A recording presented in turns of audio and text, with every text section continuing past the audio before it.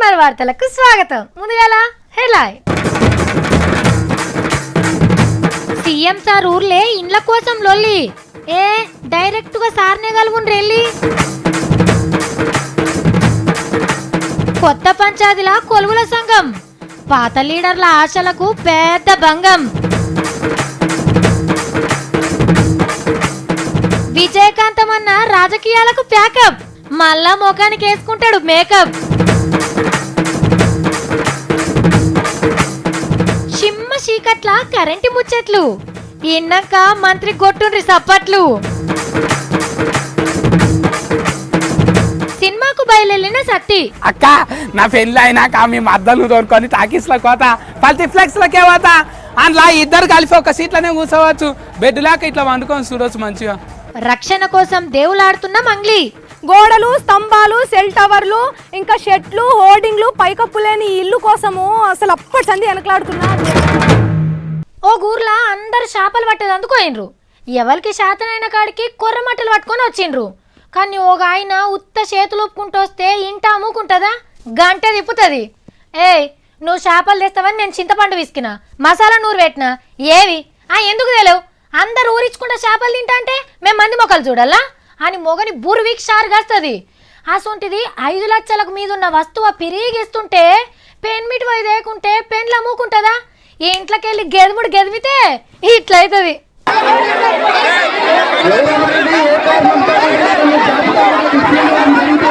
లొల్లి ఏం అర్థమైతలేదు కదా. ఇత్తనాల కోసమో ఎరువుల కోసమో జరుగుతున్న లొల్లి కాదు ఇది. డబుల్ బెడ్రూమ్ ఇండ్ల పంచాది. అది కూడా ఏడనుకుంటుర్రు. సీఎం సార్ సాదుకుంటున్న కరీంనగర్ జిల్లా చిన్న ముల్కనూర్లా గ్రామ సభల ఆఫీసర్ల మీదికి ఆడోళ్ళు, మొగోళ్ళు, ముసలి, ముతుక, పిల్ల, జల్ల ఎట్లెగబడరో చూడుర్రి. మాకు డబుల్ బెడ్రూమ్ ఇండ్లు రాలేదంటే మాకు రాలేదని రచ్చ రంబోలో వేసిండ్రు. పార్టీలు లేవు, జెండాలు లేవు, ఊరోళ్ళంతా ఒక్కటైండ్రు. అన్నా ఏందో మీ బాధ అందరికి అర్థమయ్యేటట్టు చెప్పే.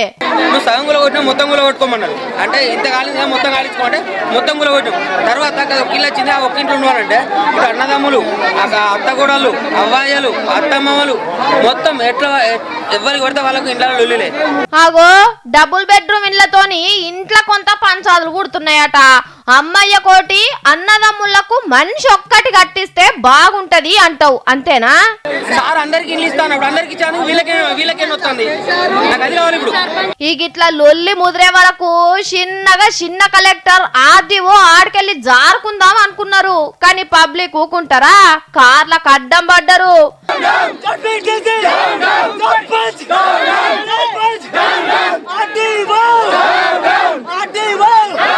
ఆఖరికి ఎక్కువ మంది పోలీసులను పిలిపించుకొని అందరిని గుంజేసి ఊరి పొలిమేర దాటిండ్రు ఆఫీసర్లు.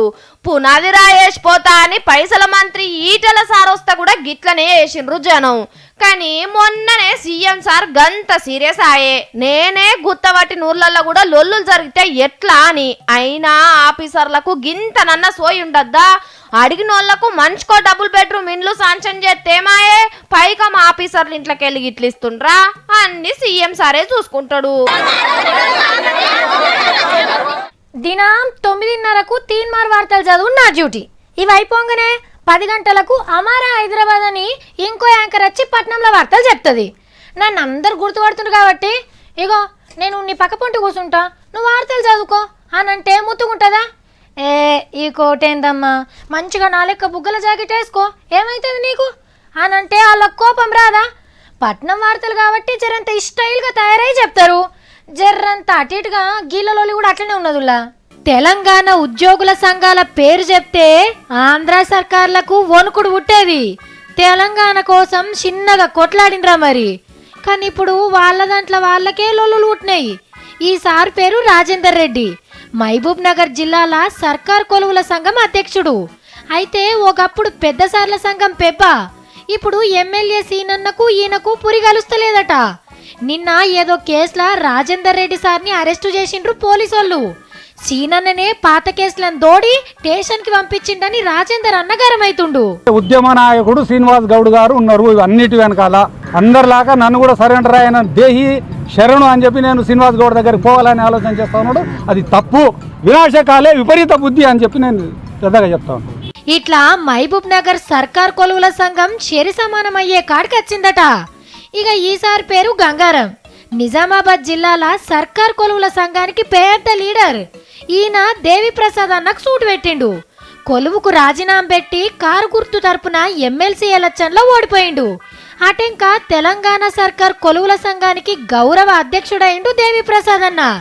అయితే ఒక రాజకీయ పార్టీలుండి మా సంఘం మీద ఎట్లా పెత్తనం చేస్తావు అని అడుగుతున్నాడు ఈసారు. అధ్యక్షుని స్థానంలో కూర్చుంటూ ఆదేశాలు జారీ చేస్తూ ఎక్కడ అడ్రస్ చేసినా టీఎన్జీఓస్ పక్షాన చేయడానికి నీకేం హక్కు ఉందని నేను ఈరోజు నీకు అడుగుతున్నాను. మీరు బయట ఒక పార్టీలో చేసుకోండి, మాకు అభ్యంతరం లేదు, కానీ మమ్మల్ని రుద్దడం ఏంది? ఇక మరి ఈ మాట కూడా వాజీబు లెక్కనే అనిపిస్తుంది.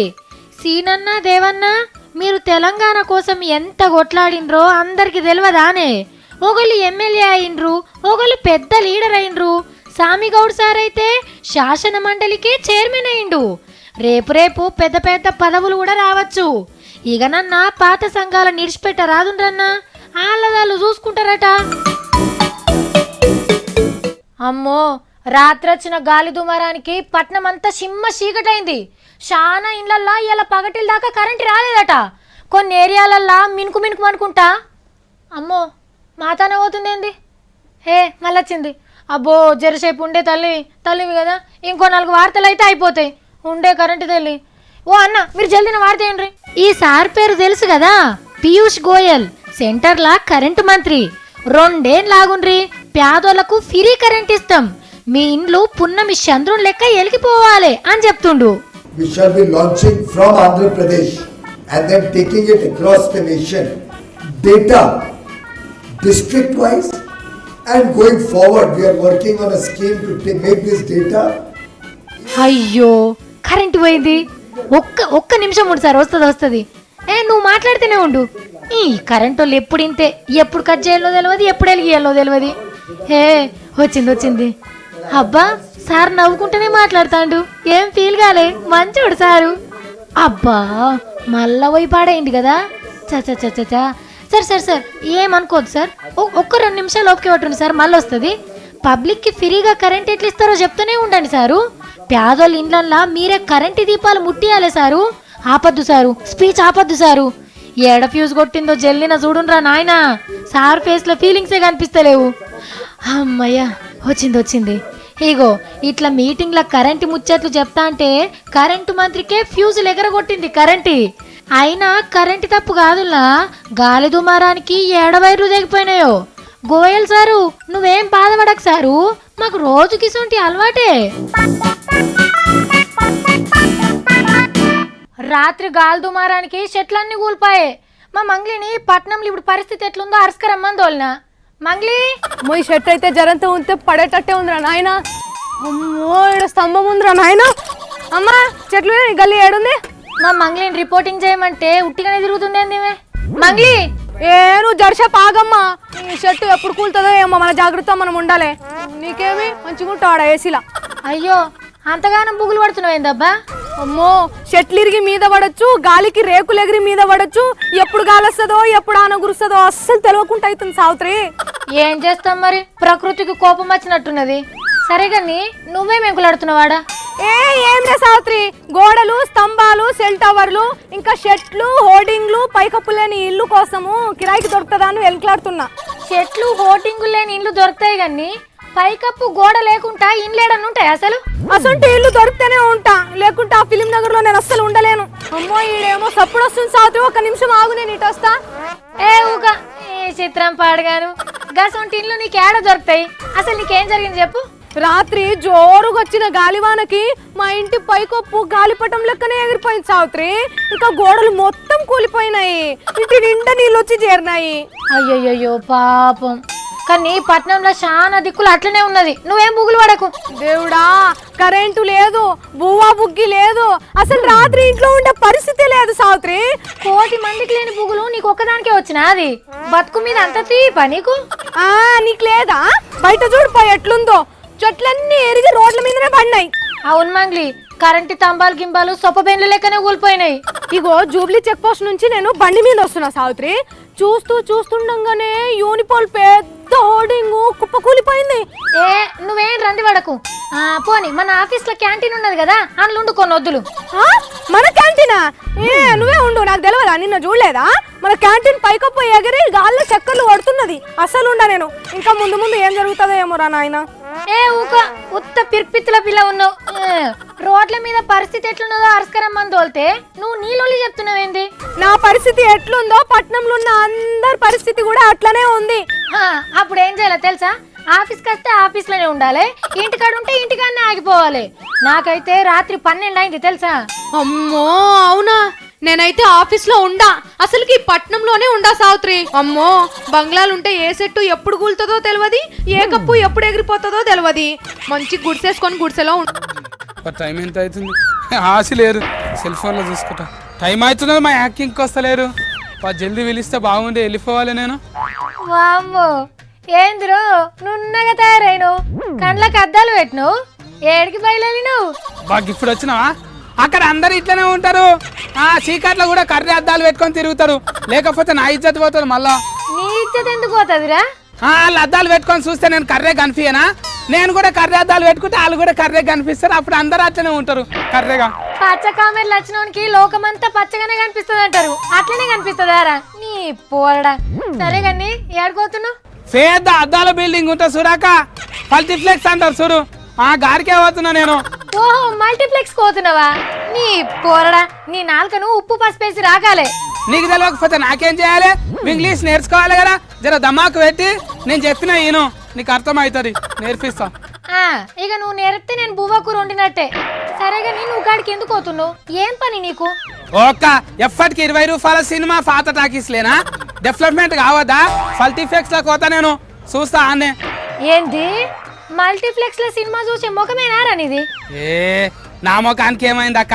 పొద్దుట సంది ఒక డబ్బా ఫాన్స్ పౌడర్ రాసిన నేను, ఫేర్ అండ్ లవ్లీ కూడా రుద్దుకున్నా, తెల్లగా కనిపించాలంట అని. ముద్దుగలేనా? సత్తి నీకు సినిమా చూడబుద్ది అయితే శ్రీదేవి టాకీస్ లో చూడు పో. పోపు డబ్బాలో 50 రూపాయలు పెట్టినా, అవి తీసుకొని పో. బుడి ఆ టాకీస్లలో కోతే మొత్తం కాలఫండి దోమలే కరుస్తుంటాయి.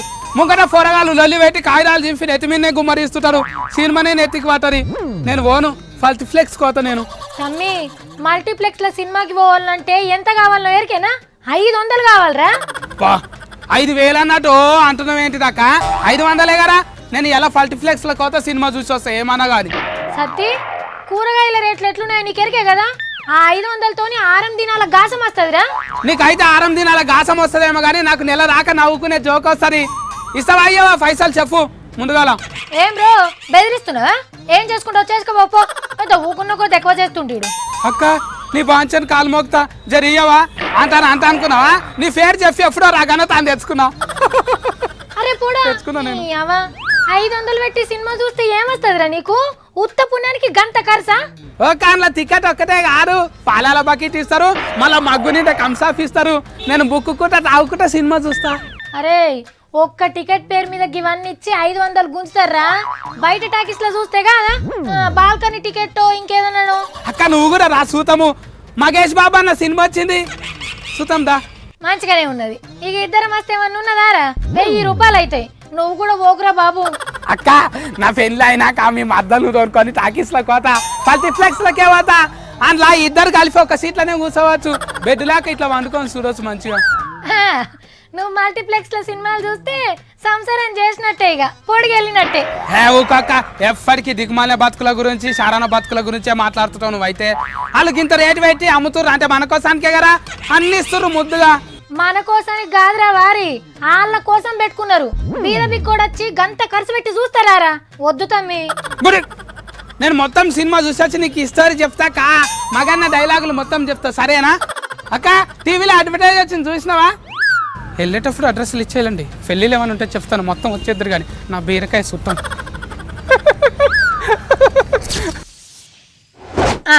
నేను మీ అందరికీ చెప్తున్నా, ఇప్పుడు ఏం కాలం నడుస్తుందో కరెక్ట్ చెప్పిన వాళ్ళకు బ్రహ్మోత్సవం సినిమా టికెట్ ఇప్పించే బాధ్యత నాది. ఎందుకంటే మన తన గాలి దుమారం, ఆంధ్రాల ఆనలు, తమిళనాడుల వరదలు, ఒరిస్సాల తుఫాన్, కేరళల సర్ది జ్వరాలు వచ్చే కాలం, బెంగాల్లో చలికాలం, మధ్యప్రదేశ్లో అటు ఇటు కానీ చలికాలం ఉన్నది. ఇంకా గమ్మతి ముచ్చట ఏంటంటే గుజరాత్లో ఏం కాలం ఉన్నదో మీరే చూడండి. నడువురా పిల్లగా నడువు. ఆగో కాలు లేపి కాలేస్తేందుకు గంత కష్టపడుతుండు. ఓరోరోరోరి, అరే అదేం కష్టం రా నాయనా.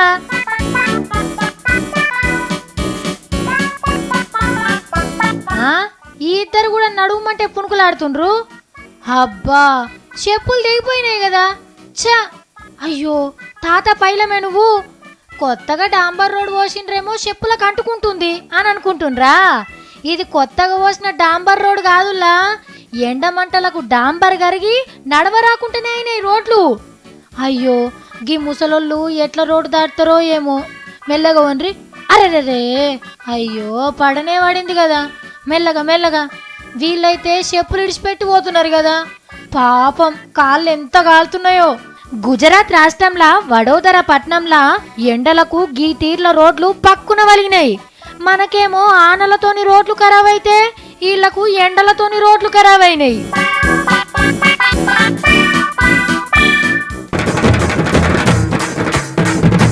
సీఎం సార్ ఊర్లే ఇండ్ల కోసం లొల్లి. డైరెక్ట్ గా సార్నే కలుగుండ్రెళ్ళి.